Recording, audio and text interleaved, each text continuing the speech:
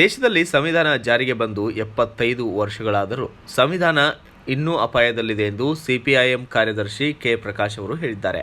ಅವರಿಂದು ಪಂಡಿತ್ ಸಿದ್ದರಾಮ ಜಂಬಲದಿನ್ನಿ ರಂಗಮಂದಿರದಲ್ಲಿ ಚಂದ್ರಶೇಖರ ಬಾಳೆ ಒಡನಾಡಿಗಳ ಬಳಗದಿಂದ ಹಮ್ಮಿಕೊಂಡಂತಹ ಅರುಣೋದಯ ಗ್ರಂಥ ಲೋಕಾರ್ಪಣೆ ಹಾಗೂ ಗೌರವ ಸನ್ಮಾನ ಕಾರ್ಯಕ್ರಮವನ್ನು ಹಲಗೆ ಬಾರಿಸುವ ಮೂಲಕ ಉದ್ಘಾಟಿಸಿ ಮಾತನಾಡಿದವರು ಹೇಳಿದ್ದೇನು ಅನ್ನೋದನ್ನು ಕೇಳೋಣ ಬನ್ನಿ. ಮತ್ತು ಅವರು ಹೆಚ್ಚು ಈ ಸಾಮಾಜಿಕ ಇದರೊಳಗಡೆಯಲ್ಲಿ ಕಾಣಿಕೆಯನ್ನು ಕೊಡಲಿ ಅಂತೇಳಿ ನಾನು ಆಶಿಸ್ತೇನೆ ಮತ್ತು ಆ ರೀತಿ ಹಾರೈಸ್ತೇನೆ.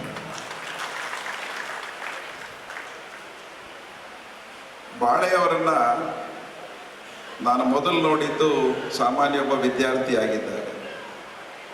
ನಾನು ಮಾರ್ಕ್ಸ್ವಾದದ ಅಥವಾ ಪ್ರಗತಿಪರ ಚಳುವಳಿಯ, ಮಾರ್ಕ್ಸ್ವಾದಿ ಚಳುವಳಿಯ, ಕಮ್ಯುನಿಸ್ಟ್ ಚಳುವಳಿಯ ಒಬ್ಬ ಕಾರ್ಯಕರ್ತನಾಗಿ ಬೆಳೆಯುವಂಥ ನನ್ನ ಆರಂಭದ ಕಾಲಘಟ್ಟದಲ್ಲಿ ನನಗೆ ಮಾರ್ಕ್ಸ್ವಾದದ ಮೊದಲ ಬೀಜಗಳನ್ನು ಬಿತ್ತಿದವರಲ್ಲಿ ಚಂದ್ರಶೇಖರ್ ಬಾಳೆಯವರು ಒಬ್ಬರು ಅನ್ನುವಂಥದ್ದನ್ನು ನಾನು ನೆನೆಸ್ಕೊಳ್ಳೋದಕ್ಕೆ ಬಯಸ್ತೇನೆ.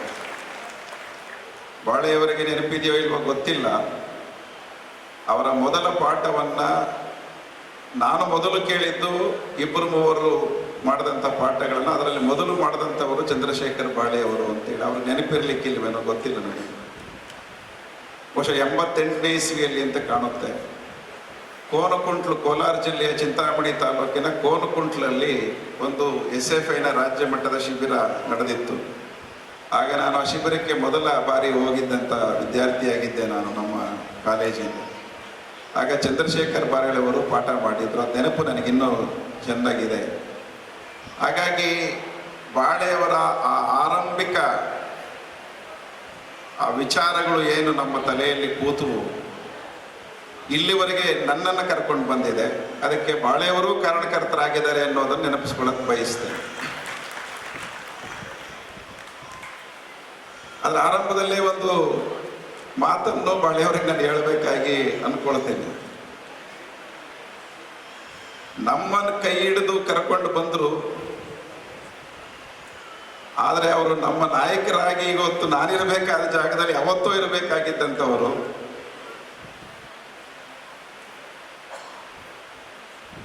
ಬಹಳ ತಿಳುವಳಿಕೆ ಇದ್ದಂಥ ಒಬ್ಬ ಸಂಗಾತಿ. ಮತ್ತು ಬಾಳೆಯವರ ಬಗ್ಗೆ ನಮಗೆ ಆರಂಭದಲ್ಲಿ ಹೆಚ್ಚು ಗೊತ್ತಿರಲಿಲ್ಲ.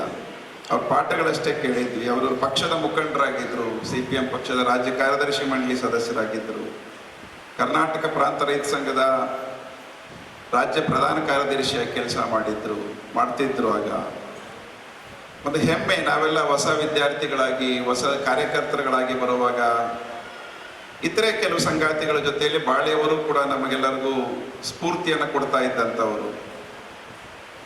ಹಲವು ಸಂಗಾತಿಗಳು ನಮ್ಮನ್ನು ಪ್ರೇರೇಪಿಸಿದ್ದಾರೆ. ಆದರೆ ಬಾಳೆಯವರ ಒಂದು ವಿಶೇಷತೆ ಏನಂತಂದರೆ ಬಹಳ ಪ್ರಿಸೈಸ್ ಇರ್ತಿದ್ರು, ಅವರು ಸ್ಪೆಸಿಫಿಕ್ ಇರ್ತಿದ್ರು. ಜಾಳ ಮಾತುಗಳನ್ನು ಹೆಚ್ಚಾಡ್ತಿರ್ಲಿಲ್ಲ. ಅವರು ನಿರ್ದಿಷ್ಟವಾಗಿರ್ತಿದ್ರು ಮತ್ತು ದೃಢವಾಗಿರ್ತಿದ್ರು.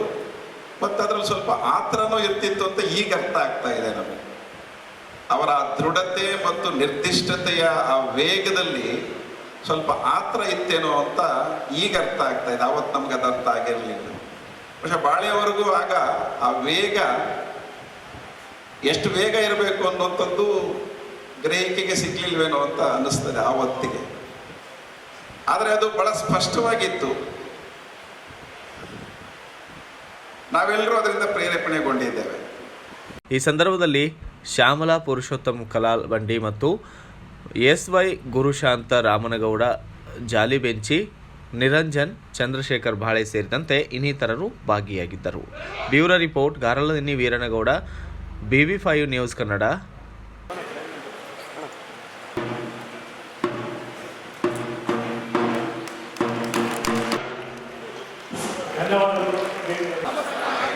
ಸಾಮಾಜಿಕ, ಆರ್ಥಿಕ ಮತ್ತು ರಾಜಕೀಯ ನ್ಯಾಯ, ಅಭಿವ್ಯಕ್ತಿ, ಹಾಗೂ ಅವಕಾಶ, ಸಮಾನತೆ ದೊರೆಯುವಂತೆ ಮತ್ತು ವ್ಯಕ್ತಿಗಳ ತಿಪ್ಪಣ್ಣ ಶಾಗೋಲಿ, ಡಾಕ್ಟರ್ ಅದೇ ರೀತಿ ಸುಲ್ತಾನ್ಪುರ್ ರಾಜಶೇಖರ್, ಇವರಿಗೆ ಗಣ್ಯರಿಗೆ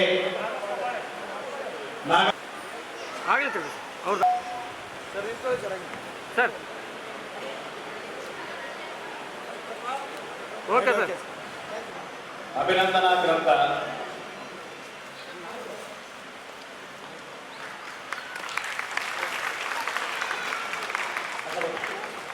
ಇವರೇ